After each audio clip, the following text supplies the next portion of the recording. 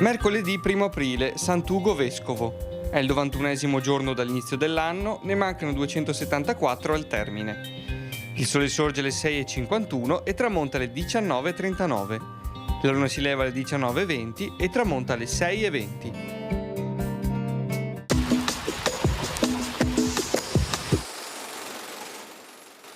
Viene posata la prima pietra della Basilica della Salute, dedicata alla Madonna perché protegga Venezia dalla peste. Il 13 giugno successivo viene scelto il progetto dell'architetto Baldassarre Longhena, preferendolo a quello di Francesco Smeraldi. Purtroppo, iniziata nell'estate dell'anno precedente, la pestilenza, una delle tante che affliggeranno Venezia, terminerà solo nel mese di novembre.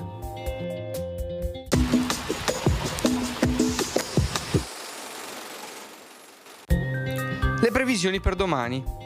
Fino al pomeriggio in prevalenza nuvoloso, a tratti coperto e a tratti parzialmente nuvoloso.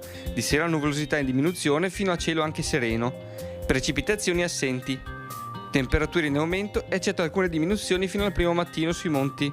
Da nord-est venti in prevalenza moderati a tratti tesi forti, più probabilmente sui monti e sulla costa e zone limitrofe.